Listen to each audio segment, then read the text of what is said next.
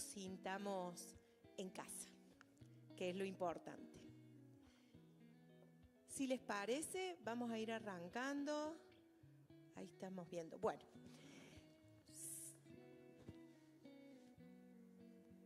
si les parece, y vos me decís cuándo arrancamos. Porque este evento se transmite, entonces tenemos que sincronizar ahí. Bienvenidos y bienvenidas a este evento de la Facultad de Educación y Salud, Dr. Domingo Cabret. El martes iniciamos las actividades de este congreso, pero hoy damos comienzo a 2 jornadas que se constituyen, en cierta forma, en el corazón del congreso. En estas jornadas, bajo el lema Innovar, Formar y Transformar, nos proponemos encontrarnos para dialogar sobre cuestiones que son transversales a todas nuestras disciplinas. Después de haber tenido un momento hasta de jugar, de leer, escribir, dialogar, bailar, después de haber tenido un momento específico para las disciplinas, hoy nos encontramos de otra manera.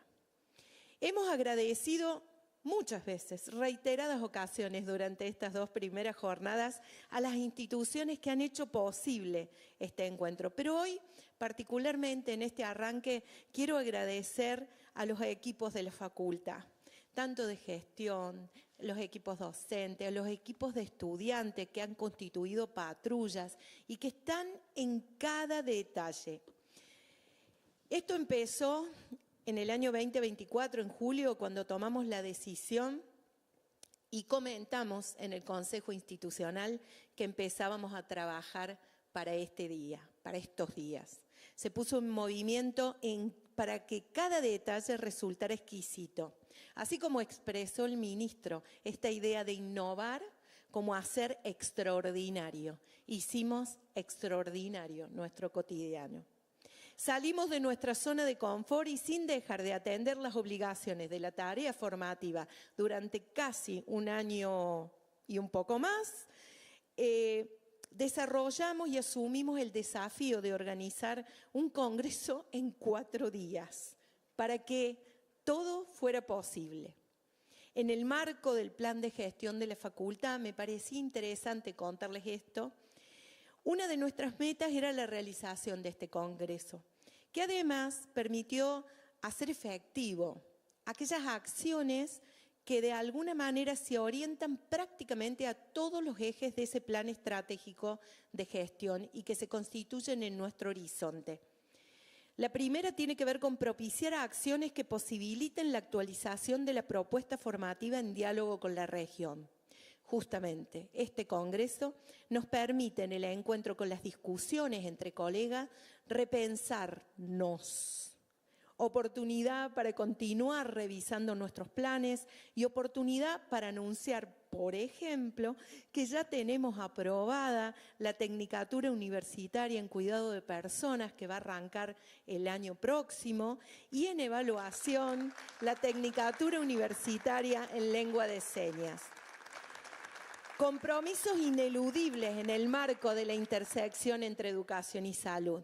Y en ese sentido también contarles cómo este congreso fue una excusa para seguir avanzando en una propuesta realmente accesible.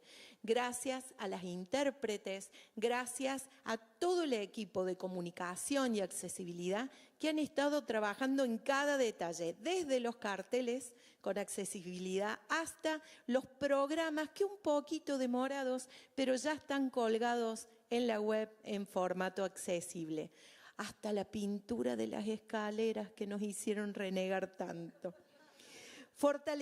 La otra meta, fortalecer lazos interinstitucionales y redes de trabajo formativo. En este sentido, el Congreso se organizó a partir de la configuración de una comisión interinstitucional, la primera vez, que sumó voluntades de otras instituciones para hacer sinergia en la región y posibilitar el encuentro. Tal vez la primera experiencia que esperamos que sea la primera de muchas en la organización de estos eventos, porque permite fortalecerse y fortalecernos para el trabajo colectivo. Así, poder concretizar un modo de resistencia en defensa de la educación pública, porque gracias a eso también pudimos hacer posible tener espacios que fueran de acceso para todos, y eso tiene un plus que realmente nos llena el alma, gracias a ese trabajo. Otro eje es promover la producción y socialización de conocimientos desarrollado en el marco de la integralidad de las funciones universitarias, docencia, investigación y extensión. Así, los equipos de la comunidad regional, provincial, nacional e internacional nos encontramos a compartir esa construcción sostenida en torno a la educación y la salud que da sentido a nuestras prácticas e intervenciones. Y dejé para el último, como última meta, una que parece que no tiene tanta relación, pero es una meta muy importante para nosotros, que es promover espacios de promoción de la salud física y mental de la comunidad a partir de acciones sostenidas sistemáticamente. Hacemos muchas cosas. Hay programas para el enriquecimiento cultural, hay actividades como la ronda de cantos, un montón de acciones, el oboe, la accesibilidad también nos ayudan. Pero ayer, recorriendo los pasillos de nuestra facultad, entre encuentros, risas y mucho disfrute por el conocimiento y el trabajo compartido, esta meta se hace concreta. Este congreso es oportunidad y acontecimiento, dos palabras que me siguen resonando siempre, que tienen que ver con la pasión por nuestras disciplinas y la preocupación genuina por generar una verdadera transformación social desde diferentes actividades, encuentros, jornadas, ponencias, trabajos libres y todos los dispositivos que se constituyeron en excusa y se pusieron y se pondrán a disposición para repensar nuestras intervenciones siempre con miras a la acción. A profesionales, estudiantes, comunidad toda, especialmente les digo, aprovechen y disfruten cada intercambio, cada reflexión, cada encuentro, cada diálogo que se genere. Ustedes son y somos futuro, pero somos presente. Y esta experiencia que hoy transitamos nos hace posible vivenciarla como un modo de ternura. En el anhelo de que se lleven desde este congreso huellas significativas para todas sus prácticas profesionales. No olviden el profundo poder transformador de la educación. En nombre de nuestra facultad, en nombre de todo el equipo, en nombre de todas las comisiones que se constituyeron para este encuentro, agradezco profundamente la participación y los invito a sumergirse en este encuentro con entusiasmo, apertura y el compromiso de construir juntos un futuro mejor para nuestra región. Muchas gracias.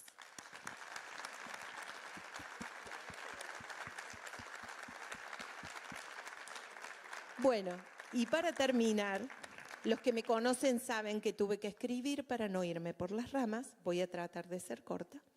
Le voy a dar la palabra a nuestra secretaria académica, que hoy se viene con sorpresa. Además de estar muy producida, particularmente producida. Bueno, lo tenía que decir, hay que resaltar cuando uno se pone, ¿no?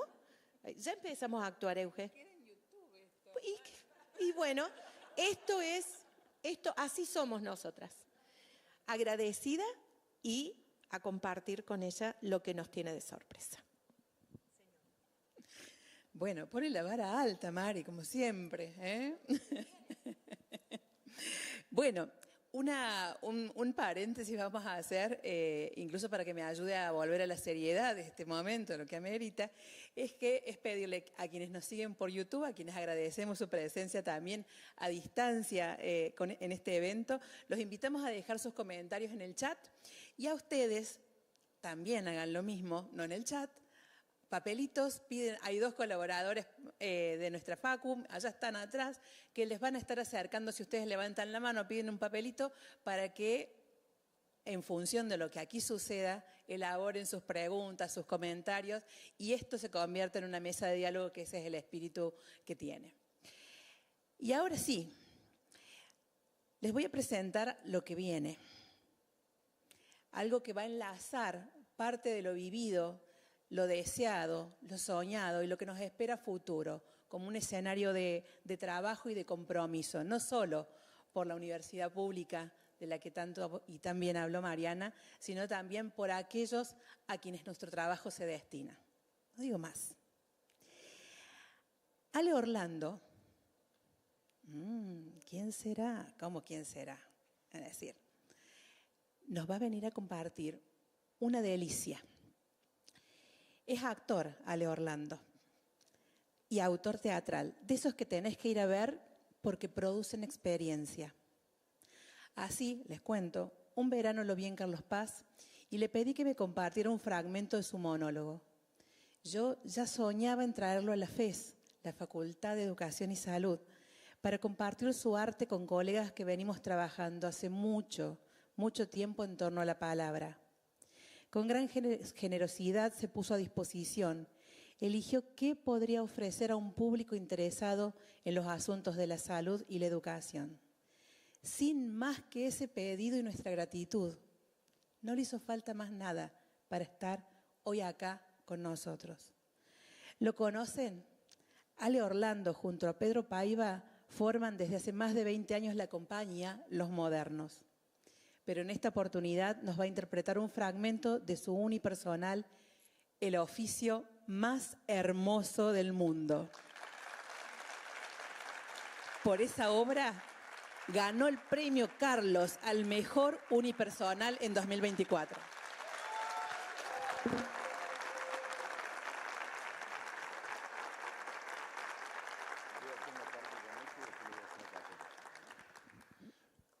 Buenos días. A mí la vida es lo mejor que me pasó en la vida. Ahora, si la pierdo, me muero. Es que la vida, esa cosa tan extraña y tan maravillosa, se reparte entre los seres pesimistas y los seres optimistas.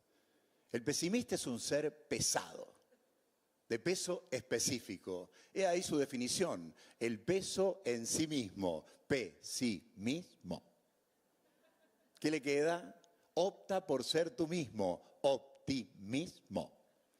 La vida se reparte entre los pesimistas y los optimistas. ¿Y yo? Yo soy optimista, ¿qué voy a hacer? ¿Qué voy a hacer? Voy a hacer lo que hay que hacer. Estamos sí un poquito más enfermos. Es que ya nadie da salud. Es que ya nadie saluda. Demos salud, saludemos. Hola, mi semejante, te doy salud, tú me saludas. Saluda, enfermo. Da salud. Estamos sí un poquito más tristes, faltos de amor, palabras, palabras, palabras y más palabras. Y yo tomo la palabra y la como, la tomo y la como, la saboreo de airezón, aliento, aire en movimiento. La palabra es viento, soplo, brisa, inspiración. La palabra es del aire, es un don y yo tomo la palabra y la como, la tomo y la como y qué rico es el verbo, ama. Ama es al derecho y al revés lo que es, ama. Odio en cambio es oído al revés. Odio es oído al revés. Oído de oír, oír el viento, el verbo. Oír a su vez es río al revés. Río de risa, río de agua que corre sin pausa ni prisa y yo me río. Y soy viento y soy río, agua y aire en movimiento. Ir y volver, volver a ir, reír, volver a volver, revolver, río, viento y yo reviento. La palabra es una herramienta, es un instrumento, es una pala que labra, palabra. Palabra, que abra, como un abracadabras que habla. La palabra por la boca convoca, provoca, evoca, equivoca. La palabra por la boca es voz, pero mi voz no es para mí, es para vos. Mi voz no es de mí, es de vos. Ay, ¿qué sería de mí sin vos? Pero hoy quería estar con vos para jugar, para hablar, para amar. Para con vos estar vos y yo, con vos o sin vos, pero con vos. Palabras, palabras, palabras y más palabras. Novio. Novio es el que no vio. Las amadas se convierten en esposas.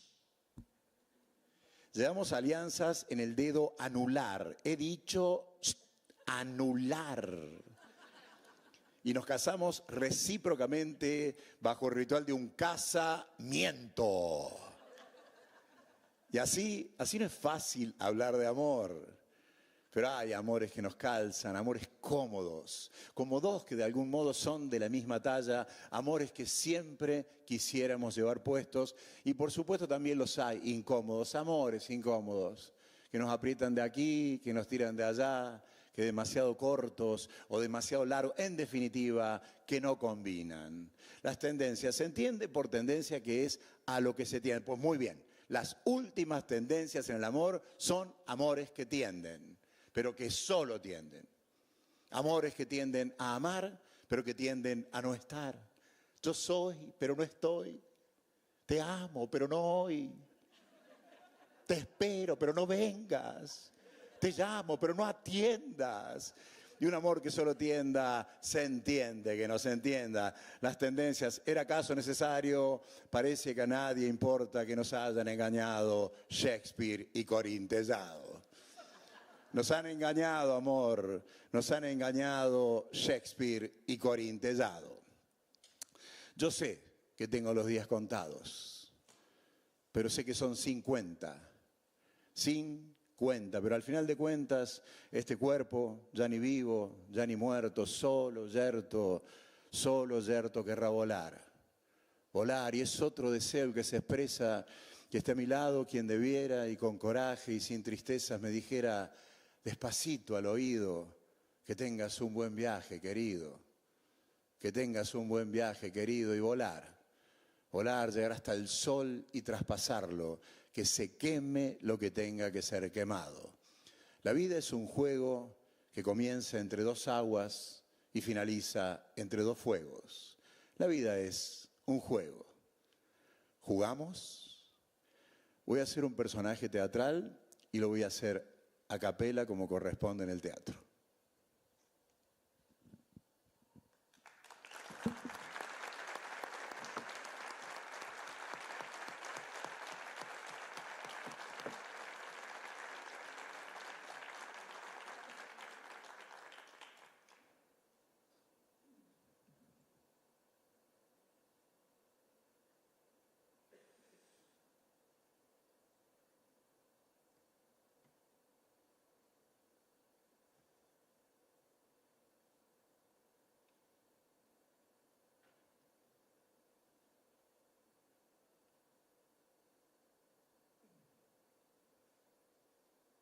Una mañana estaba tirado en la cama, me hizo una pregunta, me pregunté si valía la pena, me contesté que no valía la pena, porque sentía que no había ninguna razón importante para levantarme de la cama. Y nada me entusiasmaba tanto como para levantarme de la cama. Digo que fue en este momento cuando todos empezaron a preocuparse por mí. Pero cada día que pasaba yo me sentía mejor, mucho mejor. Casi no comía, no, lo mío era eso. Está tirado en la cama, sin hacer nada, mirando el techo, no mirando nada, pensando, pero no pensando en nada. Y así que las mañanas que me despertaban, me decía la pregunta, ¿vale la pena? Y cada mañana contestaba que no valía la pena, porque sentía que no quería vivir como vivían todos los demás. No sé cuánto tiempo pasó de la primera mañana, pero un día entre todos decidieron que no podía seguir así en la casa. Me trajeron el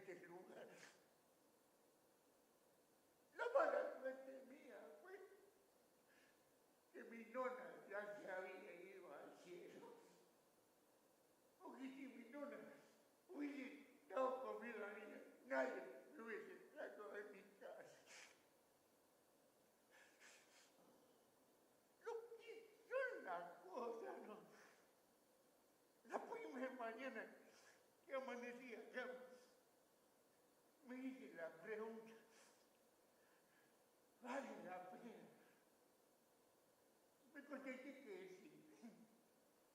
que sí valía la pena, aunque más no fuera para llevarla contra los demás. Así que ese día hasta hoy, trato de estar acostado lo menos posible, de hablar todo lo que más pueda, de mirar, pero haciendo un gran esfuerzo para mirar lo que estoy mirando. Debe ser por todos esos cambios que he tenido. Es cuando me miro por dentro ya no me reconozco. Es como si fuera el mismo de antes, pero a la vez fuera otro. Y es que ahí en una jaulita, vive un pájaro triste. Es mágico, pero está triste. Pero de pronto un jueves, el jueves menos pensado, la puerta de la jaulita se abre mágicamente como es. Y el pájaro loco de alegría se cagola como loco. Es que hay veces en que no puedo sentirla, sino que hasta puedo verla. Alas, mis alas, blanquísimas, casi transparentes. Oh, es como si los brazos de a poco se fueran haciendo largos. Cada vez más largos, bien largos. Y como si el cuerpo se pusiera livianito, livianito, livianito. Como si no pesara nada. Puedo volar. Como un pájaro libre puedo volar. Puedo volar. Llegar hasta el sol y traspasarlo. Que se queme lo que tenga que ser quemado. La vida es un juego que comienza entre dos aguas y finaliza entre dos juegos. La vida es un juego. Jugamos.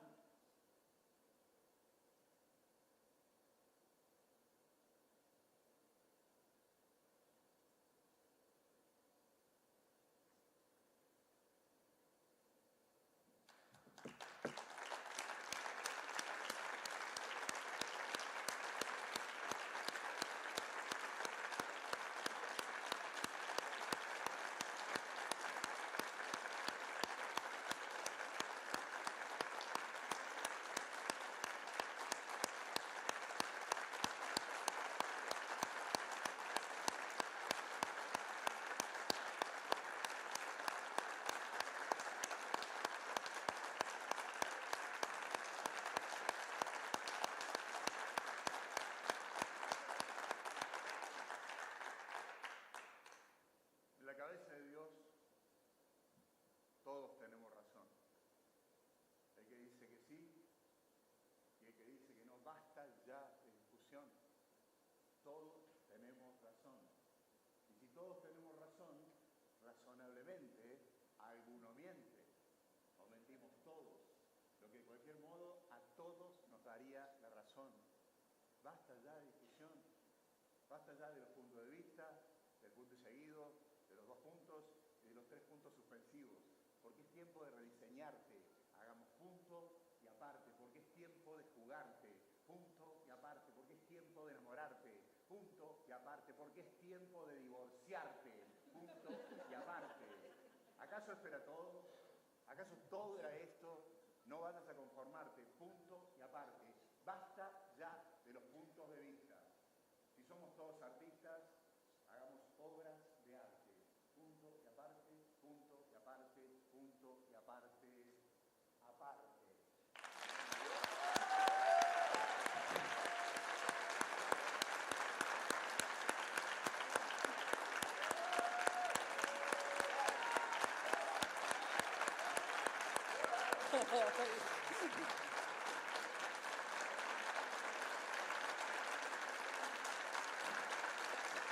Buen año para todos.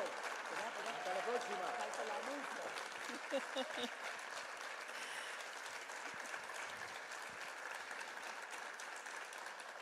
Si quieren más de esto, de esta experiencia, el oficio más hermoso del mundo se presenta en el Teatro Real el viernes 17 y el sábado 18 de octubre a las 20:30 horas. Llenemos ese teatro. Gracias, Ale Orlando.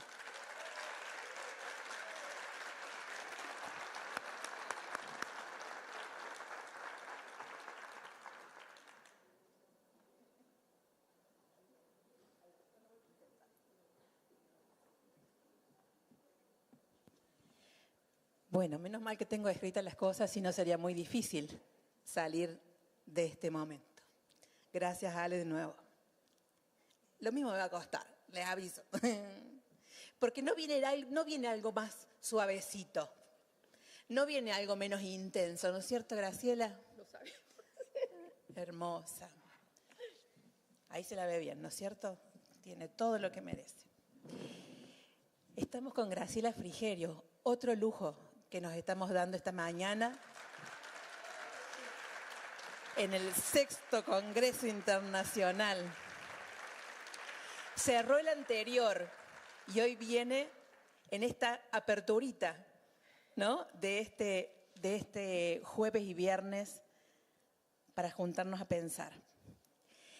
Graciela Frigerio nos va a compartir su conferencia de los sentidos de los oficios del lazo en estos complejos tiempos. Ella es educadora y esta es una palabra que elige por sobre otras. Argentina, investigadora, egresada de la UBA, doctorada en educación en Francia, con estudios en psicoanálisis. Vas hilvanando con esto todas nuestras profesiones. Ya va generando eso solo el deseo en nuestro público. Actualmente se desempeña dirigiendo el doctorado en Sentidos, Teorías y Prácticas de la Educación en la Facultad de Humanidades y Ciencias de la Universidad Nacional del Litoral, en Argentina, un posgrado tejido de conceptos viajeros y diálogos entre disciplinas. Coordina con el psicoanalista Daniel Korenfeld los Ateneos de Pensamiento Clínico, elucidando otra palabra amorosa que ella elige y elaborando problemáticas institucionales y propias a los oficios del lazo: cuidar, curar, transmitir. Colabora con distintas universidades argentinas del resto de Latinoamérica y Europa, participando de conversatorios, coordinando espacios de trabajo grupal y ateneos, dictando seminarios, impartiendo conferencias, asesorando a investigadores e interviniendo como jurado de tesis de posgrado. ¡Ay, tanta cosa! Ha promovido y organizado numerosos seminarios internacionales, dirigido colecciones. Las últimas abordan cuestiones relacionadas con los oficios del lazo, donde se profundizan cuestiones que hacen a la vida institucional, los gajes de los oficios y la curaduría del vivir con otros, como nos plantea Vale. De los 31 libros que publicó, entre los más recientes encontramos Educar, Saberes Alterados 2, publicado en 2025, de la serie del Pensar, Andamios para los Oficios del Lazo, de 2024, Palabraciones, Oficios del Lazo, 2023, Cosas Dichas y Desdichas, 2021. 54 capítulos del libro, 41 artículos de revista, los que alcancé a contar. Pero también tiene unas perlitas increíbles. Ayer veníamos en el auto, me venía contando algunas cosas. Tiene unas distinciones sumamente interesantes, ¿no? ¿Esas no las digo? No. Que se queden con las ganas y que googleen. Que no tengan ganas también está permitido. No, pero déjame una. Tiene el antidoctorado honoris causa, Sabia en Saberes de la Vida, otorgado por la Universidad Campesina e Indígena en Red en México en 2025. elegiste lo justo. Me emocionaste. ¿Cómo llegamos acá? Apalabrándonos, pensando cómo poner la mesa. Y lo digo a propósito porque esto es de ella. Wow. Bueno, suerte que tengo Mogul, que ella me proporciona. Solo que si lo abro no voy a poder hablar, así que, pero me lo voy a comer al final. Bueno, buenos días a todas, mil gracias. La verdad que muy honrada de estar aquí, muy feliz de poder estar en presencia, digamos así, de habernos podido dar abrazos con quienes conocemos desde hace mucho tiempo y por ahí con alguna gente que no conocíamos de antes y decidimos abrazarnos igual. La verdad que es todo un desafío estar acá, sobrevivir a semejante presentación. Hace poco de una presentación así igualmente plena de pensamiento amoroso como la que María Eugenia hace, yo dije, bueno, no soy yo, pero me encantaría parecerme a eso que ella describe, digamos así, ¿no? Y creo que es eso. Y es una terrible responsabilidad porque cuando uno es invitado así, recibido con esa amorosidad, que no es una cuestión del cariño, es una cuestión de una disponibilidad a la hospitalidad a una extranjera, a una extranjería, a un pensamiento extranjero, aunque tengamos puntos en común, digamos así, ¿no? Es una enorme responsabilidad y uno tiene la sensación de que nunca, de ningún modo, haga lo que uno haga, diga lo que uno diga, va a estar a la altura de la expectativa de quien invita. A lo mejor esto les ha pasado en la vida y pasa en los oficios, que uno se pregunta cómo estar a la altura de lo que el otro espera de uno, pone en uno, cree que uno es y uno apenas está haciendo. Así que bueno, muy, muy agradecida. Si empiezo a hacer nombres, seguro me va a quedar alguno en el tintero, pero bueno, Mariana, Ana, Eugenia, Miriam, etcétera, etcétera, etcétera, todos los que están aquí, mil gracias por esta invitación a lo que, digamos, no será exactamente una conferencia, digamos así, sino más vale, lo habíamos charlado con Eugenia, como compartir algunos tramos, algunos fragmentos, algunas ideas, con el propósito de poder conversar. Yo quedé con Eugenia que ella le pedí por favor que me interrumpa, que me pregunte, que me discuta, que me pida aclaraciones, digo, y lo señalo porque creo que si estamos acá reunidos y son tantas aquí y por los medios por los que esto se transmite, es porque de verdad tenemos una necesidad de conversar. Una necesidad finalmente de encontrarnos los que compartimos, digamos, aún desde posiciones diversas, desde disciplinas distintas, en distintos lugares, unas tareas muy particulares. Unas tareas que para algunos, algunas de nosotros, y digo algunos, algunas, algunes, porque en todo lo que voy a decir quiero subrayar, no somos todos, todas, todes. No todos, todas, todes estamos en las mismas posiciones. Hay unas posiciones y hay otras posiciones y hay unas preguntas acerca de qué vamos a hacer con posiciones a veces hasta profundamente divergentes, ¿no?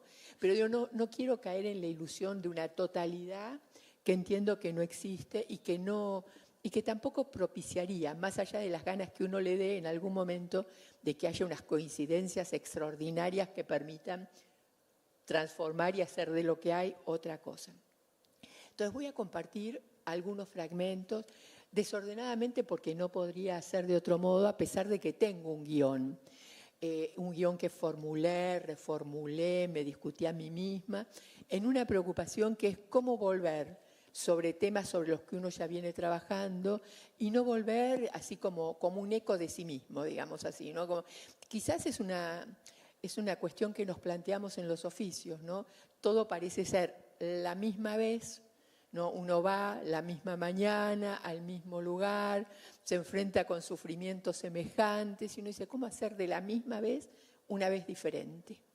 ¿Cómo albergar el pequeño matiz que se instala en la cotidianeidad? Que la misma vez no sea el reflejo de sí mismo. Creo que es un desafío de los oficios. Voy a empezar leyendo un cachito solo para poder salirme de la emoción. de la conmoción, de la presentación con la que Eugenia y todos aquí los organizadores decidieron sorprendernos para comenzar esta mañana. Pero primero quisiera puntuar algunas cosas, subrayar algunas resonancias, algunas asociaciones. Seguramente ustedes como yo somos sensibles a las asociaciones.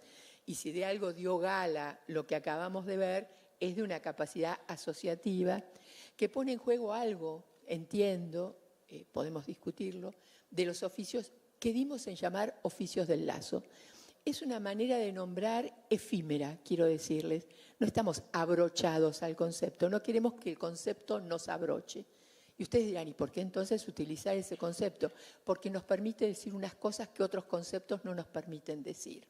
Pero ese concepto del lazo, y esto viene a cuenta de asociar, ¿no?, tiene que ver también con lo que hay que desenlazar, con lo que hay que poder disociar, con lo que hay que poder separar, ¿no?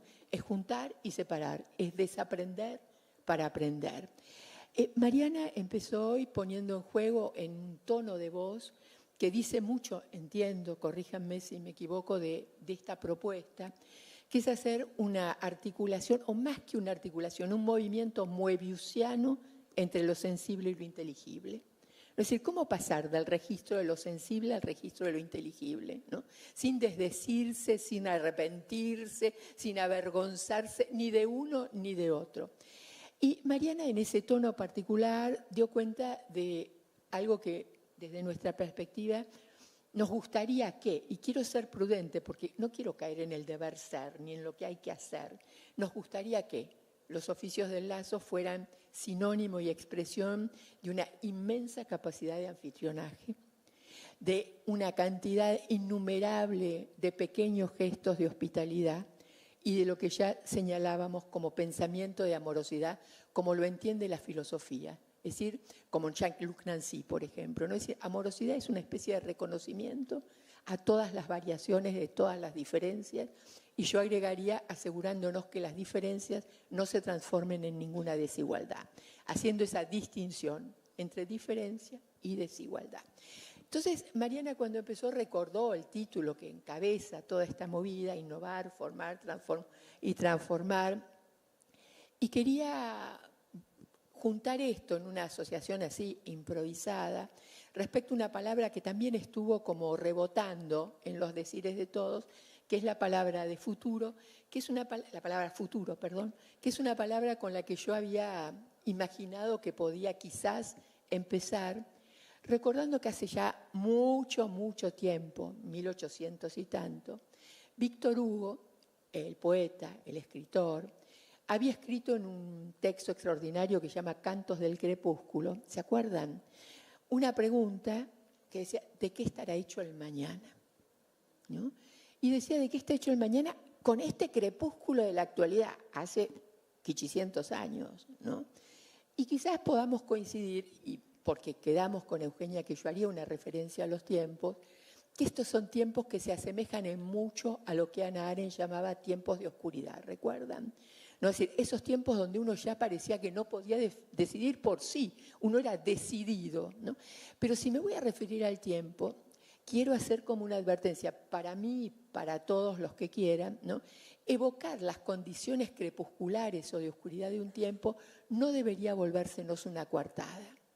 Es decir, un argumento justificatorio de un dejarse estar, de un resignarse, de un conformarse, ¿no? de dejar pasar, de una cierta indiferencia o una cierta, sí, como desentendimiento. No sé, Euge, si no soy clara, por favor te lo pido, ¿no? Entonces, digo, estos son tiempos crepusculares. Y Víctor Hugo se preguntaba, ¿de qué estará hecho el mañana? ¿De qué estará hecho el futuro? ¿No?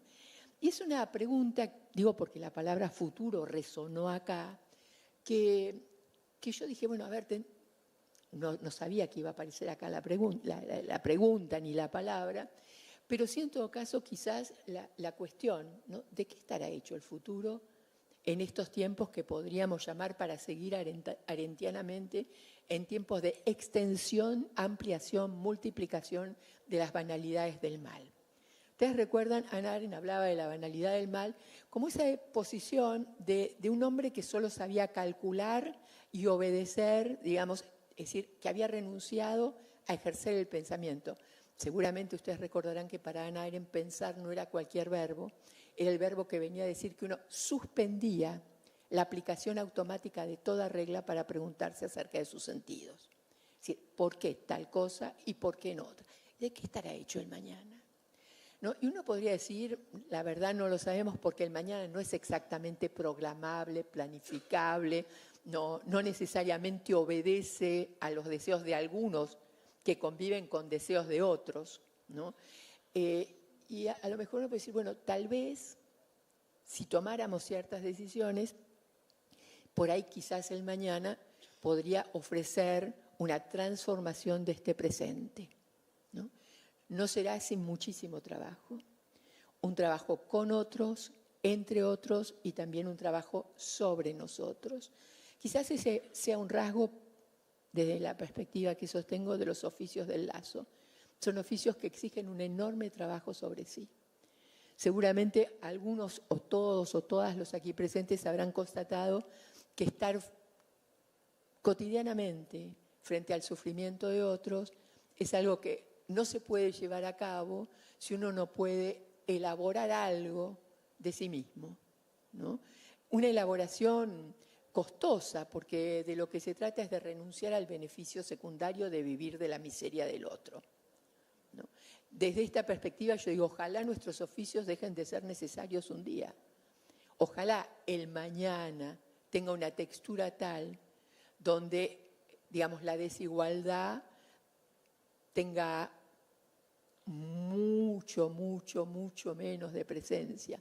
Tampoco quiero contarles la historieta de que desaparecerá, porque seguramente están aquellos que viven gracias a la desigualdad, que viven de instalar, repetir y reproducir la desigualdad. Y no van a renunciar fácilmente a las prebendas y privilegios que la desigualdad que generan les produce. Entonces se dijo acá innovar, formar, transformar, hacer de algo otra cosa, ¿no? Castoriadis, recuerdan, se refería a eso cuando decía, bueno, finalmente ¿de qué trata? Él decía la pedagogía, pero podríamos decir cualquiera de nuestros oficios, ¿no? Y él señalaba una tarea impresionante, ¿no? Decía, habría que transformar a un manojo pulsional, a un monstruo deseante y soñador, ¿no? Que era así como nos veía apenas salidos del palacio del feto, como dice la antigua medicina china para referirse al útero, ¿no? Es decir, transformar ese manojo pulsional en un sujeto de la palabra, en un sujeto de la polis. ¡Wow! Una transformación. Por supuesto es una transformación que no tiene una temporalidad precisa, que no es entre tal edad, entre tal institución y tal otra, no, es algo que se lleva a cabo durante toda la vida, como hubiera dicho Derrida. Aprender a vivir es algo que uno aprende de vivir, no te lo puede enseñar nadie, no empieza cuando nacemos y termina cuando dejamos de respirar. Entonces estamos metidos en esa cuestión de tener que ver con hacer de algo otra cosa, hacer del sufrimiento algo que ocupe un lugar menos devastador en el aparato psíquico, menos destructor en la trama de lo social. No es poca cosa. No es poca cosa y sabemos, digamos, que solo logramos parcelitas, pedacitos, instantes, ¿no? Y que lo logramos con lo que algunos llaman, y Facundo Rodríguez Arcolía trabaja entre nosotros mucho de eso, unos gestos, ¿no? Nuestros oficios son oficios de gestos, de pequeños gestos, pero un pequeño gesto puede provocar todo un cambio, toda una transformación en la vida del otro. Si hubo algo que estuvo presente en lo que nos ofreciste y nos ofreció Orlando en la primera parte, es una referencia a las vidas, ¿no? Y nosotros sabemos que todas las vidas vividas se acompañan de las vidas no vividas, dice un psicoanalista inglés llamado Adam Phillips. Dice, por lo general nos ocupamos de las vidas vividas, pero no prestamos tanta atención a eso que va ocurriendo en paralelo, que es que a toda vida vivida la acompaña, se acompaña con una vida no vivida. porque decidí esto, no decidí aquello, porque fui acá, no vine allá, ¿no? Y para Adam Philippe, desde su perspectiva winnicottiana, psicoanalítica, él dice, bueno, finalmente las vidas en parte se llevan adelante en función de la relación que tenemos entre las vidas vividas y las vidas no vividas, ¿no? Nosotros trabajamos con vidas vividas que dejan a un lado vidas no vividas, menos dolorosas, menos traumatizadas, menos heridas, menos dañadas, ¿no? Y estamos ahí, entre las vidas, por decirlo de alguna manera, recuperando lo que Eugenia recordaba recién, que era una de las palabras que como concepto viajero me gusta evocar en estos tiempos, como la expresión quizás por un lado de una necesidad, para algunas, algunos, algunes, o quizás de un deseo, ¿no? En el cual quizás, tal vez, nuestros oficios intervengan, que es el deseo de llevar adelante un trabajo de curaduría de un posible vivir juntos, ¿no? Utilizo la palabra curaduría en este lugar de arte y seguro los de arte acá me van a saltar diciendo, no, pero no sabes, curaduría dio lugar al curacionismo y no sé qué, y tienen razón. Pero curaduría es una vieja palabra, ¿no?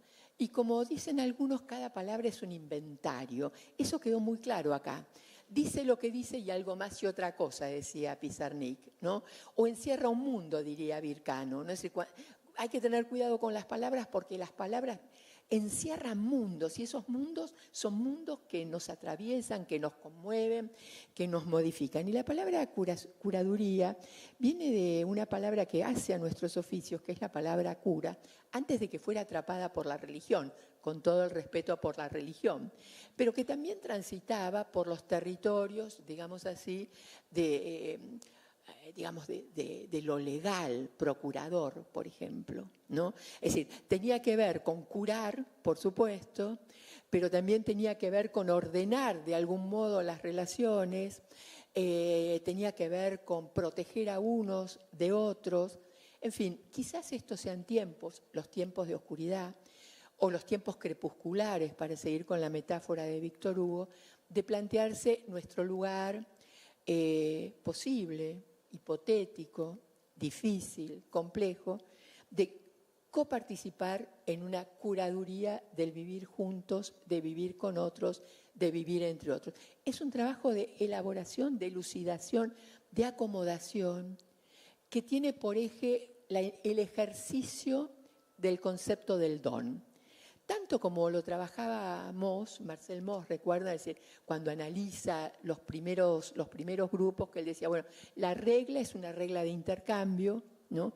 Alguien tiene algo para dar, lo dona, el otro lo tiene que poder recibir, tiene que poder recibirlo, ¿no? Es una característica que Giordano Bruno destacaba cuando hablaba de las bondades del lazo. Decía, un lazo, para que sea un lazo vivificante, necesita muchas variables intervenientes, ¿no? Es decir, la aceptación del lazo, la disponibilidad, el momento oportuno. Es decir, no todo lazo, no la oferta de un lazo, necesariamente produce un efecto vivificante.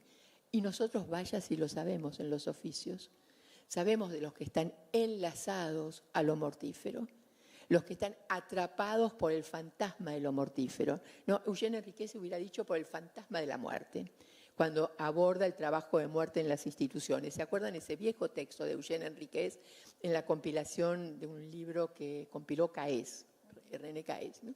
Entonces, nuestros oficios van ahí entre las vidas vividas y las vidas no vividas, tratando de poner en juego algo del don, al modo de Mauss y también al modo de Derrida, ¿no? Así como Mauss dice, tiene que haber don y contradón, Derrida dice, olvídense del contradón. Si usted está a la espera del contradón, ya no hay don, ¿no? Y sobre todo dice algo interesante que diferencia el don de la caridad de ciertas posiciones que constatamos en muchos territorios en los que nosotros trabajamos, que es la idea de una forma de la caridad de dar lo que sobra. No, para Derrida el don no es lo que sobra, no es lo que tengo de más, es lo que hago de lo que no tengo para poder ofrecerlo. Si no soy clara, Eugenio, ¿no? Es decir, no se trata de lo que tengo de más en el placar y puedo donar después de lavarlo, plancharlo y eventualmente acomodarlo. Se trata de dar hasta lo que no se tiene. Y eso es una disponibilidad, por decirlo de alguna manera, no universal, no generalizable, ¿no? Esa disponibilidad para buscar en lo que no algo que se vuelve disponible para el otro, ¿no? Es donar algo, sinceramente. ¿Qué donamos nosotros, ¿no? ¿De qué don? ¿Qué don se pondría en juego en una curaduría de un posible vivir juntos? Ustedes verán la prudencia. No estoy diciendo de un vivir juntos, estoy diciendo de un posible vivir juntos. Vaya a saber, ¿no? Y nosotros, digamos, trabajamos en unos oficios, y ustedes recordarán el trabajo de Agamben a propósito del concepto de oficio.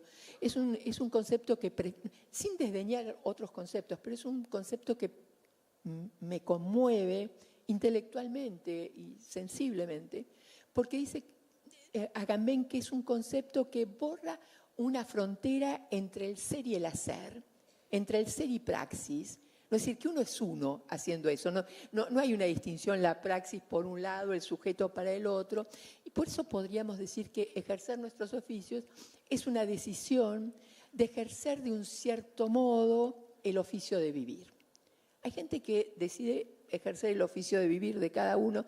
No es un problema de diplomas. Ustedes habrán constatado, ¿no? No es de certificados o de títulos, que por supuesto son importantísimos, pero seguramente quienes estamos acá sabemos que nuestros oficios no se dejan atrapar por el nombre de bautismo que les pusieron, ¿no? Y es una discusión. A mí no me formaron para esto, yo elegí esto, no para hacer lo otro, digamos así, ¿no? El nombre de bautismo crea una especie de lastre. Por supuesto, es importantísimo nombrar, pero también es necesario tomar una decisión. O cambiamos el nombre de bautismo, digamos así, o decimos, bueno, qué sé yo, ¿cómo rebautizamos, ¿no? ¿Cómo vamos a rebautizar esto que exige un modo de ejercer el oficio del vivir llevando a cabo no solo, y es más, les voy a decir, no tanto un trabajo hacia el otro, sino un trabajo sobre sí que permite trabajar con el otro, elaborando, voy a utilizar un concepto que todos acá seguramente al cual son sensibles, que es el concepto de transferencia y contratransferencia. Nuestros oficios son oficios donde la transferencia y la contratransferencia define lo que ahí pase. La elaboramos o se actúa. El otro puede también hacer un trabajo de elaboración o la actúa, ¿no? Son conceptos donde algo se pasa, algo pasa, algo se pone en el otro momentáneamente, ¿no? Quizás los oficios del lazo, que nosotros ejercemos muchas veces durante casi toda nuestra vida, lo que estén proponiendo no sea otra cosa que unos lazos efímeros. Cuando digo efímeros, no digo débiles, no digo flojos, no digo deficitarios, digo momentos, detalles, gestos. Un gesto que altera, modifica, sacude algo de esa cotidianeidad. Bien, yo había decidido plantear algunas cuestiones y vos, por favor, me avisás y cuando tenga que cerrar me decís porque ya me perdí. Muy bien. De tiempo, no quiere decir que vaya muy bien con lo que estoy diciendo, aclaremos, tampoco me... También vamos bien, ¿no es cierto?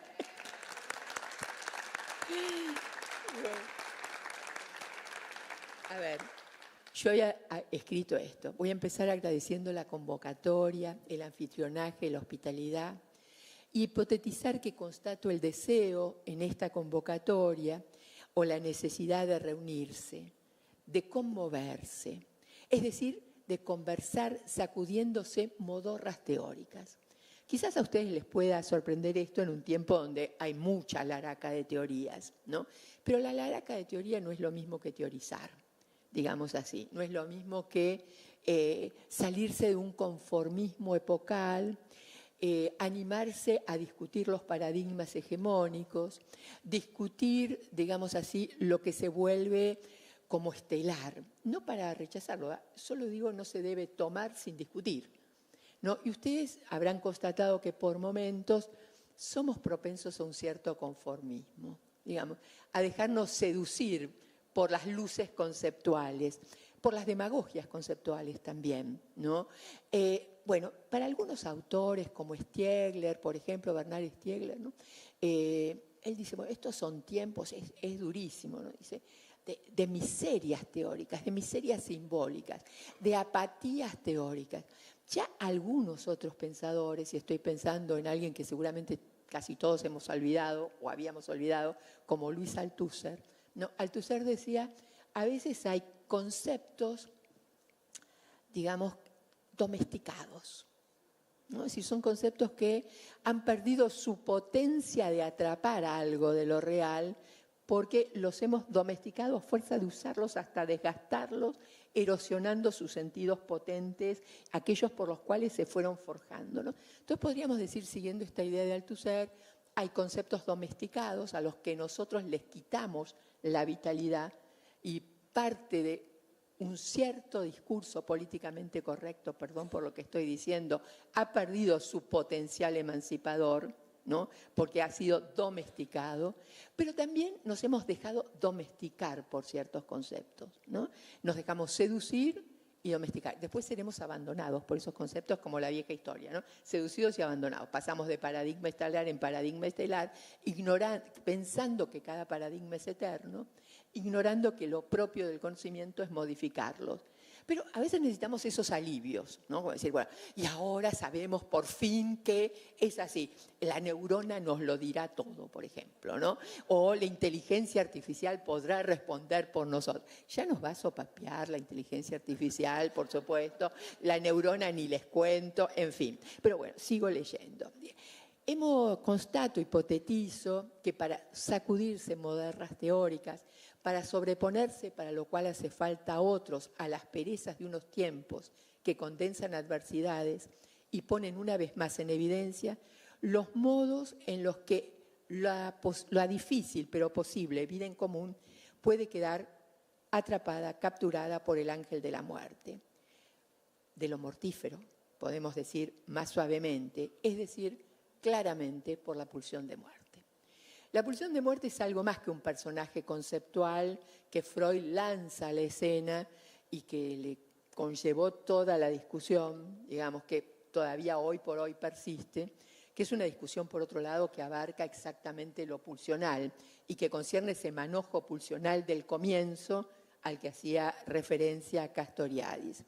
La pulsión de muerte, como todas las palabras, como todos los conceptos, abarca un enorme matiz, va desde lo destructivo, digamos, el ensañamiento, la crueldad, el sadismo, la compulsión de repetición, pero también la pulsión de muerte dice aquello de lo que es necesario separarse, ¿no? Divorciarse, para utilizar una noción que había traído Orlando hace un rato, ¿no? Sobre esto trabaja una psicoanalista extraordinaria que se llama Nathalie Salzman, que refiere a la vertiente estructurante, vivificante de la pulsión de muerte. ¿De qué hay que separarse para no morir? ¿No? Y eso hace a la cuestión de nuestros oficios, que tienen que vérselas todo el tiempo con aquello que hay que desligar para que otras ligazones se vuelvan imposibles. Si no estoy siendo clara, me paran, ¿no? Entonces, y esta pulsión de muerte en tiempos crepusculares, que insisto, si los menciono no es para que se vuelvan una coartada, sino para que podamos reaccionar. ¿Ustedes recuerdan cuando Barenblit dijo en un congreso internacional que tuvo lugar en México después de las grandes dictaduras de América Latina? Él se hizo una pregunta, era un congreso sobre instituciones, y él se preguntaba, ¿cuánto hemos concedido? Y él decía, estamos acá por lo que hemos concedido, ¿no? Es decir, por lo que dejamos pasar sin que nadie nos pidiera tanto, por decirlo de alguna manera. Y él se preguntaba, en ese entonces, hace ya varias décadas, ¿no? ¿Cuánto del haber concedido tanto privó a nuestros pacientes, decía él, a nuestros estudiantes, a nuestros amigos, de la posibilidad de otras vidas vividas? ¿No? Él no utilizaba el concepto de vidas vividas, pero, digamos, aludía a esta cuestión. Creo que esa es una pregunta que viene a cuento. ¿Cuánto vamos a conceder? ¿Hasta dónde vamos a conceder? ¿Hasta cuándo vamos a conceder? ¿qué vamos a conceder? Es decir, ¿a qué renunciaríamos partiendo de una idea que quiero esbozar, que es la idea que hay algo que debería formar parte? Utilicé debería, perdón, que quisiera que, digamos, formara parte de nuestro hacer, ¿no? Una reflexión sobre una discusión del conformismo, por decirlo de alguna manera, ¿no? Que es discutir un rostro de la pulsión de muerte. Una discusión sobre el hombre calculable, el hombre calculador, que es otra versión de la pulsión de muerte. Una pulsión de muerte que es un personaje conceptual y es un rasgo identitario de esto que bien da en llamarse el antropoceno. Es decir, la época que supimos conseguir, por decirlo de algún lado, de algún modo, ¿no? Es decir, lo que los hombres nos hicimos, nos estamos haciendo a los hombres. Y hay muchos autores desde hace mucho tiempo, qué sé yo, podríamos recordar a Jean-Luc Nancy, pero también a Deligny, a Fernand Deligny, ¿no? Cuando decía, bueno, a ver, las sociedades parecen tener esta tendencia casi irrefrenable, digamos así, ¿no? De destruirse a sí mismas, ¿no? Y esto viene a propósito de a qué renunciar y a lo que me quedó en el tintero de decir 3 frases atrás, a lo que entiendo que es lo irrenunciable. Para mí hay una pregunta sobre lo irrenunciable, es decir, sobre lo renunciable. Una pregunta, como diría Chillida, el escultor, filósofo, ¿no? Él decía, no hay pregunta honesta si uno sabe la respuesta. La pregunta es, si uno ya tiene la respuesta, no vale la pena preguntarse, porque perdió la capacidad interrogativa, ¿no? Pero hay una pregunta, ¿a qué de la inconstante, ambigua, contradictoria, compleja condición humana estamos dispuestos a renunciar? ¿Y a qué no estamos dispuestos a renunciar de esa condición humana contradictoria, compleja, ambigua, plena de tensión? No sé si logro ser claro, no estoy diciendo, ¡ay, qué maravilla la condición! No, la condición humana tiene todas las monstruosidades y también tiene todas las generosidades vivificantes, por decirlo de alguna manera. Pero ¿a qué me parece que sería terrible renunciar? A mí, ustedes pueden estar en desacuerdo. Y me parece que sería que la condición humana trastabillaría mal, digamos, y no sé si se podría poner fácilmente de pie, si renunciáramos al derecho a la extranjería, ¿no? Si renunciáramos a lo que Deligny llamaba el derecho al asilo, es decir, a dar refugio, a dar abrigo a todo otro. No estoy hablando de el migrante. Digo, yo voy a partir de una descripción hipotética a propósito del sujeto, de quiénes somos, y voy a decir, todos nosotros somos sujetos exiliados, surcidos y apalabrados. Y nuestros oficios tratan de trabajar sobre esos aspectos, la extranjeridad de cada quien, extranjeridad de su mundo interno, extranjeridad de su cuerpo, extranjeridad del mundo del inconsciente, digamos, surcir, remendar esos viejos oficios que hacen que las heridas no desaparezcan, pero logra que lo traumático no se vuelva mortal, ¿no? Y apalabrar. Nuestros oficios son oficios de apalabrar los cuerpos. Educar no trata de otra cosa. Curar no trata de otra cosa. Y eso desde la filosofía más antigua, ¿no? Eso desde los primeros hospitales, donde se invitaba a la gente a soñar y contar los sueños.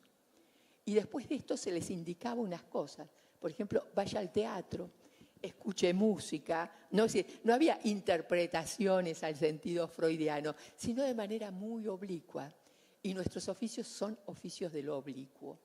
Son los oficios del zigzagueo, del andar por ahí, entre sujetos exiliados, sujetos heridos, desgarrados, desbordados, ¿no? Y entre sujetos en búsqueda de la palabra, ¿no? Eso es lo propio de la condición humana, la palabra.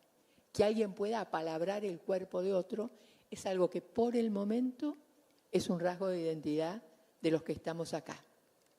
Que alguien pueda surcir el alma del otro, y no estoy diciendo borrar lo traumático, estoy diciendo evitar que lo traumático resulte un impedimento para la vida, ¿no? remendar, ser un remendón, ¿no? Yo no sé si Shakespeare se equivocaba tanto cuando habla de los zapateros remendones, ¿no? Los que le pueden arreglar la suela del zapato a cualquiera para que el otro pueda estar de pie y seguir caminando. En fin, yo había pensado decir esto, diciendo que estamos en estos tiempos de oscuridad, digamos, en un tiempo donde se ha catapultado sobre el presente expresiones de lo más arcaico, reprimido, y de lo más arcaico casi impronunciable, imposible de confesar. La pulsión de muerte no es confesable, pero se actúa. ¿No? Es decir, nadie dice, aunque algunos sí, últimamente algunos también lo dicen. No, pero en principio había un poco de vergüenza en decir ciertas cosas, pero ahora parece que esa vergüenza, no sé a dónde se fue. Pero bueno, ¿hemos retrocedido o el retorno, el regreso de lo reprimido, como decía Eugene Enríquez cuando decía ¿por qué hacemos instituciones? Y él decía, él que no era creyente, decía porque tenemos que exorcizar la violencia originaria. De eso se trata. En un exorcismo que falla siempre, que nunca es definitivo, que hay que renovar una vez y otra vez y otra. ¿Y cómo se exorciza la violencia originaria?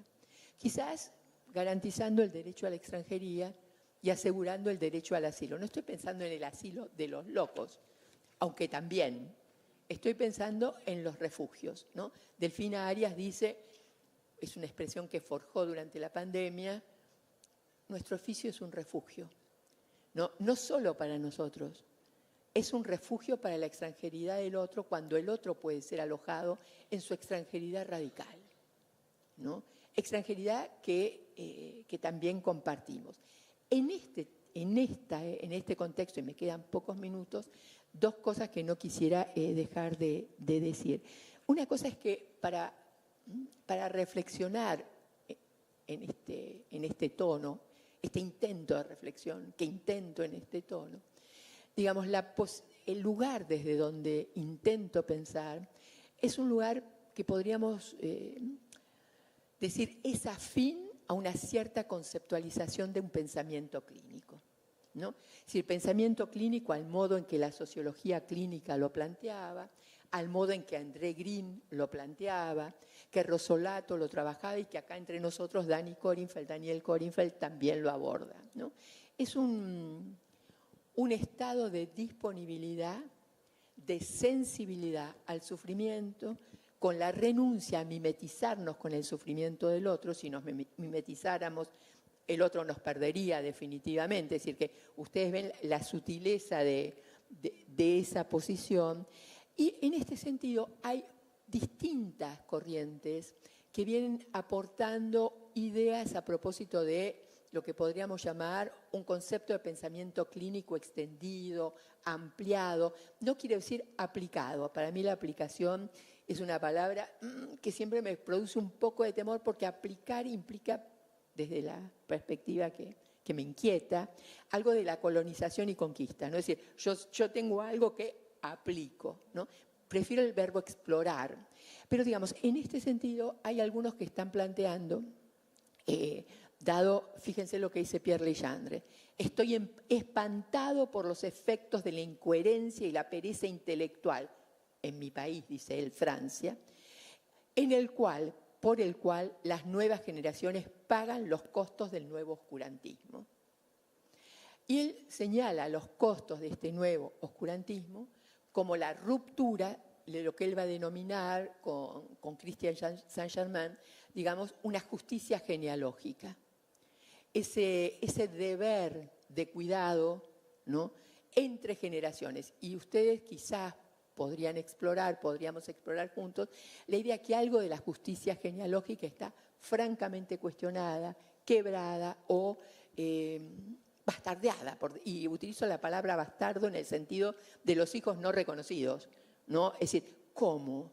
Alimentando el fantasma del autoengendramiento y lanzando a grandes sectores desprovistos de las garantías de un tercero, ¿no? Un tercero que garantiza el reconocimiento de todos en lo colectivo. Digamos, hay algo ahí que trastabilló digamos así, ¿no? Hay algo de una lógica antropológica y ancestral filiatoria que se encuentra en este dicho.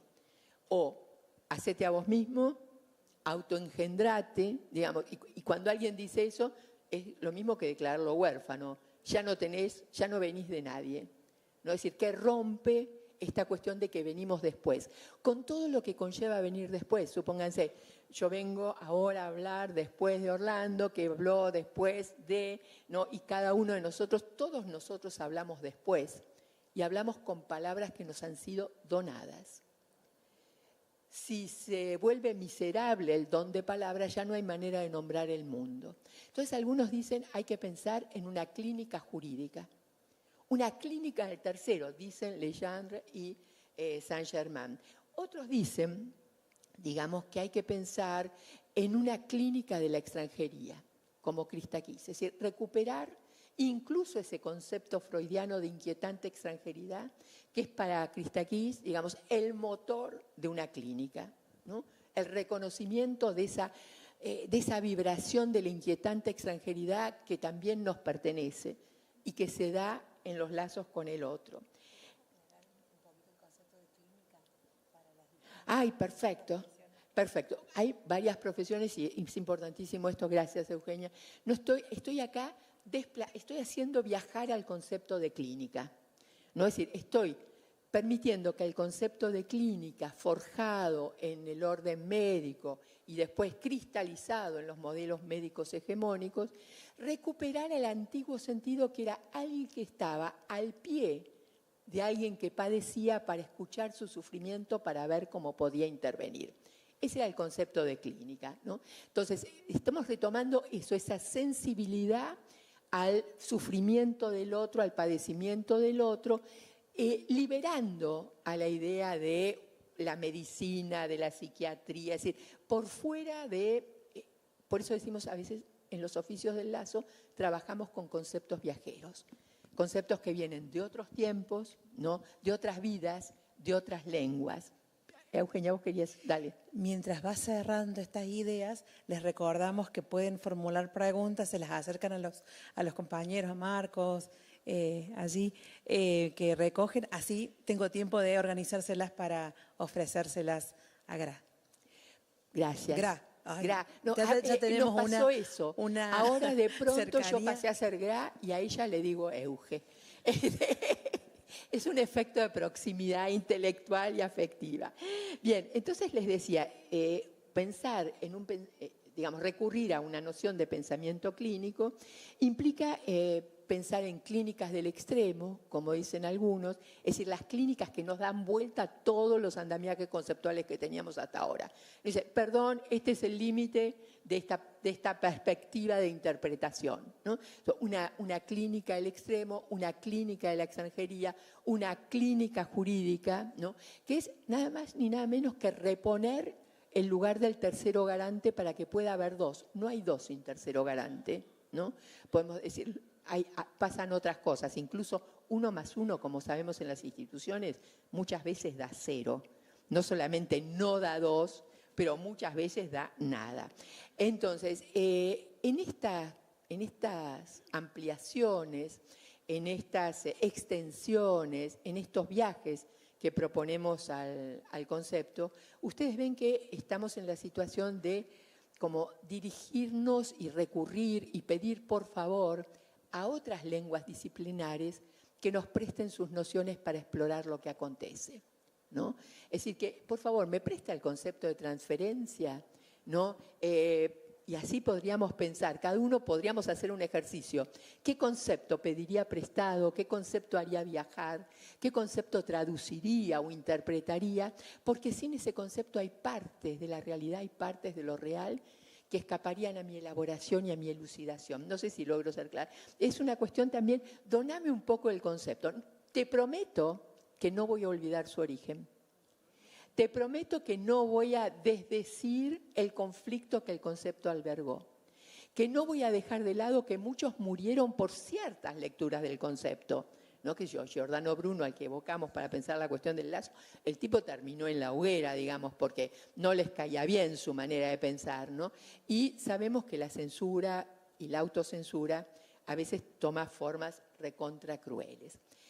En esa perspectiva, y ya cerrando, porque tengo que cerrar, dice ella, los oficios del lazo, digamos, si intenté decir algo a propósito del porqué de la opción momentánea de oficio, ¿no? Es decir, el concepto sirve para agarrar aquello que si no, no podríamos captar, pero también corremos el riesgo de que el concepto nos agarre mal, digamos, de volvernos prisioneros del concepto, esclavos del concepto, ¿no? Obligando a la realidad a volverse lo que el concepto creímos que nos decía. Entonces, eso es algo de lo que habría que tener una cierta precaución, porque, entre otras cosas, y voy a compartirles un pequeño texto de Laplanche. Laplanche es un psicoanalista que en su momento repertorió todas las palabras con Pontalis, el vocabulario del psicoanálisis. Fíjense lo que él dice Laplanche. Un tipo que quiere las palabras, un teórico, un clínico finísimo. Dice, el progreso del conocimiento no tolera la rigidez de las definiciones. Incluso los conceptos fundamentales que han sido fijados en definiciones ven su contenido modificado, ¿no? Cuando él piensa esto, piensa en la necesidad de nuevos fundamentos. Él piensa en nuevos fundamentos para el psicoanálisis, ¿no? Es decir, retomar el concepto y darle una nueva vida, darle otra oportunidad, ¿no? Quizás este sea un tiempo de, entre todos, balbuceando, sugiriendo, intentando, probando, ensayando, con mucha prudencia, de encontrar nuevos fundamentos para lo que hacemos, ¿no? Algo así como esa pregunta que aparecía hoy, ¿no? ¿Y por qué? ¿Y por qué? ¿Y por qué así y no de otro modo? ¿Por qué elegimos esto y no elegimos aquello? Por supuesto, nuestros oficios son muy complejos, tan complejos como apasionantes. Si alguien no está, digamos, conmovido, porque eso apasionante, que fue una palabra que Mariana vos también usaste, ¿no? Usaste la palabra pasión.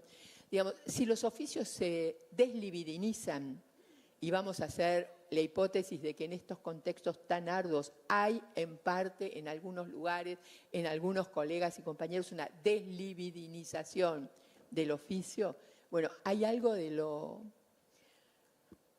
crepuscular que acecha, por decirlo de alguna manera. Por supuesto, podríamos jugar con la vieja cita, ¿no? Freudiana a propósito de lo posible y lo imposible. Y creo que lo imposible, y sigo acá, un psicoanalista extraordinario que se llama Michel Grivinsky. Grivinsky dice, no tengo ganas de hacer como si lo hubiera comprendido todo. No tengo ganas de hacer como si lo hubiera comprendido todo. No tengo ganas de tratar con familiaridad lo que me interroga sin complacencia. No, es decir, si nosotros acalláramos las preguntas, creo que algo se nos deslibidinizaría. Por supuesto, son oficios muy arduos, muy difíciles, son trabajos que afectan las vidas vividas y también las vidas no vividas, que tienen el potencial en algunas circunstancias, bajo ciertas condiciones, de aminorar el daño, surcido, remiendo mediante. Y me gusta, para terminar, voy a cerrar con esto, una pequeña frase. No podría garantizarles ni la validez científica, ni siquiera la calidad poética de lo que voy a decir, pero en todo caso, alguien me regaló un libro hace poco tiempo, un pequeño diccionario japonés, que habla del lenguaje de las flores. Y tienen una expresión, tampoco puedo garantizar que la traducción sea exacta, la expresión es takane no hana. Y dice así, esta expresión en japonés significa un objetivo más allá de nuestro alcance, como una flor en lo alto de la montaña. Lo sabemos inalcanzable, pero no por ello desistimos de nuestro empeño. Quizás una posible curaduría de un tal vez, quién sabe, un poco posible, vivir con otros, entre otros, digamos, poniendo un límite a la pulsión de muerte. Bueno, quizás sea algo así como esta lejana flor en la montaña. lo sabemos, inalcanzables, pero por eso nos levantamos cada día y vamos a la escuela, al hospital, a la salita, a la organización, o nos paramos en la esquina, en la parada del colectivo, a hablar con los que ahí están tirados. Muchas gracias.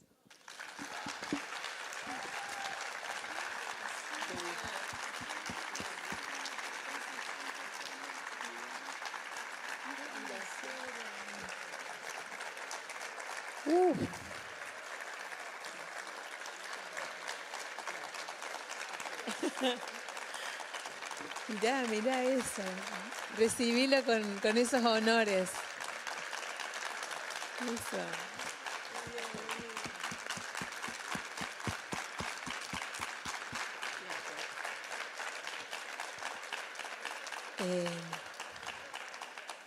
Hay preguntas, digo, y eso habla también de la calidad de tu conferencia y del lugar que le diste al otro en la conversación, a nosotros, a nosotras, porque no siempre se atreve la gente a hacer preguntas. Considera que no está a la altura. Y nos dejaste un escenario con mucha altura, pero con el deseo y con la posibilidad de alcanzar esa flor que allí está, ¿no? Nos preguntan, recordá que aquí hay estudiantes, hay docentes, hay equipo no docente, que son docentes pero cumplen funciones más técnicas. Y te han escuchado, veo una psicóloga allí, que compañera de trabajo, que te han escuchado todos con la misma morosidad, inquietados seguramente por lo que has traído, y han podido enlazar algunas cosas y quizás otras nos quedan como tarea. Creo que nos vamos con un montón de tareas, de lecturas pendientes o no, ¿sí? Después veremos el YouTube de nuevo, la transcripción y empezaremos a anotar todos los autores que nos ha dado de tarea. Dicho esto, estudiantes, docentes, no docentes, de esta casa y de muchas otras casas de estudio, de institutos superiores de formación docente, hay de todo en este público y en el que está en YouTube, que te agradecen, te saludan, desde YouTube estaba chequeando eso allí con Lucas del otro lado. Hay una pregunta, las leo, son 4. ¿Qué implica el oficio? Señalado, subrayado, oficio para usted. ¿Qué implica el entre, el vacío en los oficios? ¿Qué condiciones, y acá hay una ligada más a las prácticas a las que nos enfrentamos en las universidades, en los institutos, en nuestro trabajo, y otra de una carrera? ¿Qué condiciones tenemos que tener los psicopedagogos en estos tiempos, pero podríamos decir los pedagogos sociales, los que ejercemos los oficios de lado, los profesores de educación especial, psicomotricistas que hoy están mayoritariamente aquí, pero el público es mucho más amplio? Esperando entrar al conversatorio, dice otra colega, hablábamos sobre la dificultad del oficio docente hoy, ante una realidad compleja en el sentido de Morín. Y me surge pensar en la dificultad de remendarte a ti mismo, a sí mismo y al otro, ante las carpetas médicas, las aulas diversas que parecen desbordar. Y llegó otra, y podemos seguir y nos vamos a las 3 de la mañana, que no, porque tenés vuelo antes. ¿Qué lugar para el deseo en los oficios del lazo? Bueno, muchísimas gracias por esas intervenciones que vienen a interrumpir un monólogo. Vieron que Freud decía, yo necesito un contradictor, alguien que aparezca ahí y me interrumpa para que yo no me quede hablando solo. Les agradezco muchísimo eso y también la pertinencia y la sensibilidad puesta en juego en cada una de las consideraciones que me hicieron llegar. Voy a empezar en desorden y no pretendo responder a las intervenciones, sino más vale dejarlas resonando. ¿Qué lugar para el deseo? ¿Tengo una pregunta más? Sí. Una pregunta más que nos transmiten desde YouTube. ¿Qué condiciones institucionales y subjetivas consideran necesarias para hacer del algo otra cosa, aquella frase con la que comenzaste, en las universidades, entramadas por hilos de desencanto de lo cotidiano? Viviana, desde el otro lado. Bueno, muchas gracias desde el otro lado por esa pregunta, que de alguna manera está presente. También hay algo de las condiciones que está presente en los otros comentarios que me hicieron llegar. Entonces voy a tomar, ahora me tentó lo de las condiciones, ¿no? ¿Qué contestaría Derrida? Es sin condición. ¿no? Si esperamos a las condiciones, olvidémoslo, ¿no? Se empieza sin condición.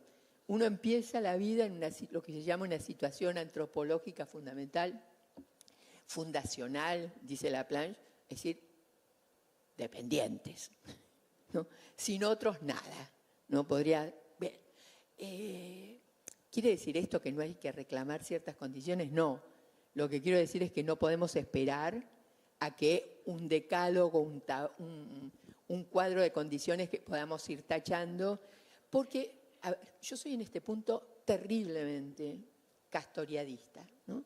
Castoriadis, si ustedes recuerdan, y esto va para todos los oficios, Castoriadis era un filósofo, politólogo, psicoanalista que trató de pensar cómo es que se hacían las sociedades, cómo era que podía hacerse un mundo social, ¿no? Y él decía que con las instituciones teníamos un problema, que es que las pensábamos siempre como externas, ¿no? Si las instituciones están ahí y nosotros vamos, y por supuesto si sigo esta cadena asociativa siempre tenemos un problema con las instituciones. Las instituciones nunca nos reciben del todo bien o como quisiéramos, nunca son lo suficientemente agradecidas, siempre son incómodas, a veces, bueno, a ver, en la Castoriadis dice, sí, todo muy bien, están afuera, pero no se olvide que usted es parte de la institución. Es decir, que usted es un componente de la arquitectura institucional. Era un sopapo cuando Castoriadis decía eso, ustedes comprenderán, porque se terminaron las coartadas, no es que le puedo atribuir a la institución algo que, digamos, de lo que no tengo nada que ver, aún como pasante, turista, qué sé yo, hay todas las figuras de estar, de habitar la institución. Pero Castoriadis dice, en parte usted es la institución, en parte usted la representa, en parte usted la tiene adentro, en parte usted también es el arquitecto, el decorador, el habitante de la institución. Para mí, y recuperando la idea de optimismo-pesimismo, es el único optimismo que tengo. Es decir, como diría Bourdieu, el mundo en Miserias del Mundo, ¿recuerdan? Él describe, hace una investigación impresionante sobre las miserias del mundo, entrevistando a cuanta desgracia tuviera nombre de sujeto, ¿no? Y cuando en la última parte, después de unas entrevistas terribles, dice, bueno, a ver, esto que tenemos es de verdad lamentable, es de verdad una porquería, es de verdad siniestro, pero esto ha sido el efecto de las políticas hechas por algunos hombres. Luego, dice Bourdieu, que no era propenso, no era el tipo de la alegría de vivir, Bourdieu, dice, luego podemos imaginar que otros hombres harán otras políticas que construyan otras realidades. Ahora, no se puede hacer otras políticas que construyan otras realidades u otras instituciones que propicien otras cosas sin admitir que nosotros ahí de eso formamos parte. Y eso es el trabajo sobre sí, digamos, ¿dónde estoy engrampada? No enlazada, engrampada, ¿de qué me tengo que separar? Y como las esposas que Ale trae hoy, ¿no? Entonces, yo no digo que esto sea sencillo y tampoco quiero idealizar las instituciones. Digamos, las instituciones con minúscula, a las que vamos los que van a la escuela, los que van a la universidad, los que van al hospital, a la salita, donde sea, digamos. No es que son instancias simbólicas, habitadas por fantasmas, algunos de ellos de verdad dan miedo. Algunas veces algo ha acontecido ahí que hasta los fantasmas se van y las instituciones quedan desiertas, ¿no? Y seguramente muchas y muchos de los que están acá, y muchas y muchos de los que están acá sabemos que hay tiempos en los que uno vive en los bordes de la institución, uno trabaja en los bordes de la institución, tratando de hacer del borde un espacio. Otras veces uno trabaja en los famosos anexos, ¿no les tocó alguna vez que los mandaran al anexo? ¿No? Bueno, el anexo puede ser un castigo, te vas al anexo como decir, chau, te mandaron a Siberia, ¿no? Pero para otros el anexo es el lugar de una protección total. Nadie va al anexo, salvo uno que fue mandado al anexo, ¿verdad?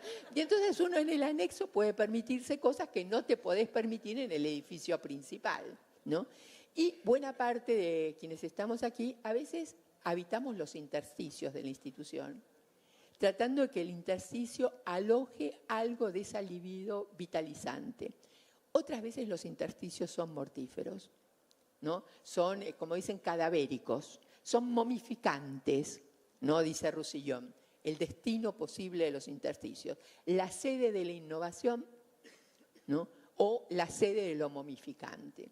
Y sería un excelente ejercicio que ustedes se pregunten en las instituciones donde trabajan, desde el rol que sea que ocupen, ¿dónde están los intersticios? ¿Dónde los bordes? ¿Dónde los anexos? Que no se confundan, no es solamente una cuestión de arquitectura, ¿eh? Hay lugares así, anexos en el cuerpo principal también, por decirlo de alguna manera, ¿no?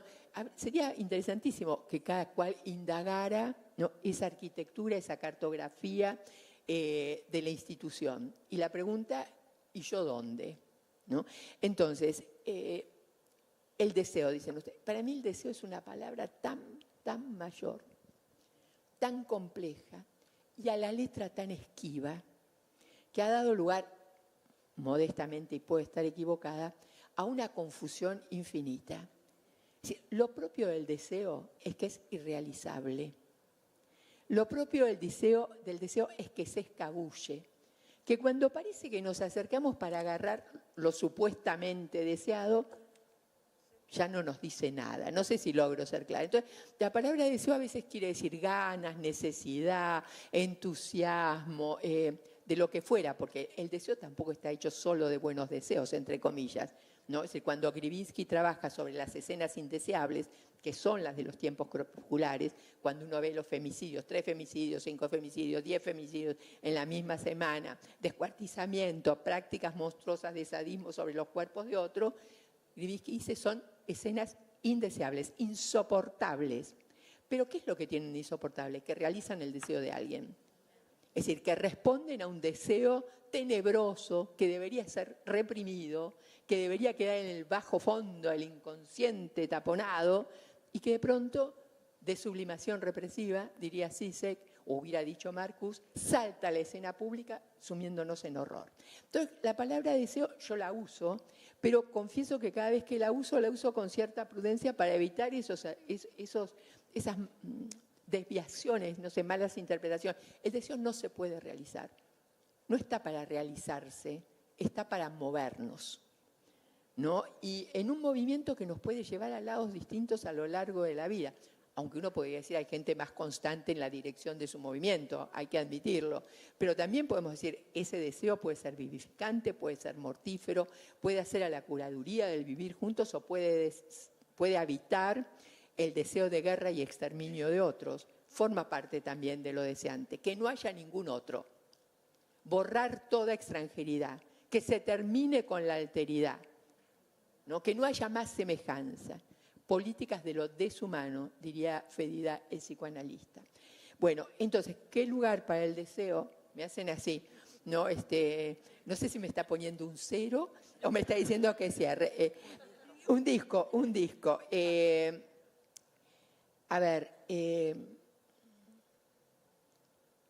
Por supuesto, hay dificultades para remendar y para surcir. Pero el oficio, desde mi perspectiva, en este momento, como un concepto viajero, y vuelvo a decir, que deseo sea fugaz, que no haga falta dentro de 30 años estar hablando de la necesidad de remendar lo desgarrado de los lazos sociales para que la gente pueda tener vidas vividas dignas, para que disminuyan las vidas dañadas o las vidas mutiladas, como dice la Escuela de Frankfurt o dice Eugene Enríquez, ¿no? Entonces,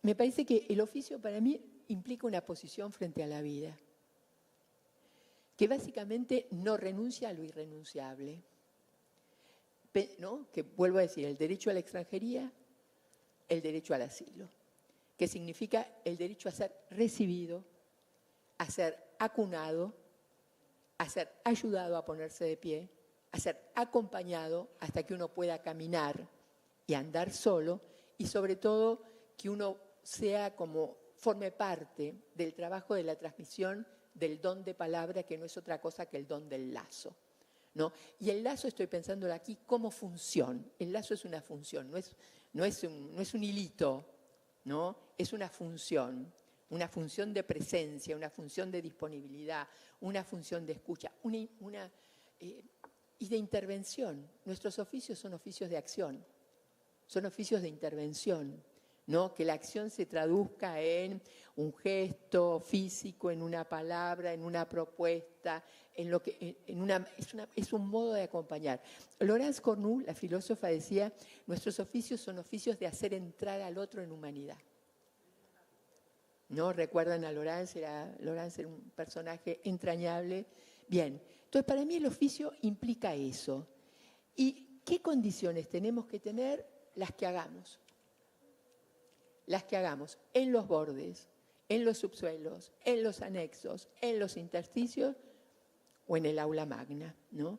Y creo que en este tiempo donde se trata justamente de condicionarlo todo para que no se transforme nada, desdiciendo el discurso de transformación, es decir, para que no se transforme nada en un sentido vivificante y para que se transforme todo, ¿no?, en un desguace subjetivo que nos lleve a la necesidad de poner en marcha pensamiento clínico de una clínica del extremo, es decir, de una clínica que abaraja a cómo puede subjetividades desguazadas, expropiadas, heridas, dañadas, negadas, renegadas. No sé si logro ser como clara en lo que estoy diciendo. Muchas gracias.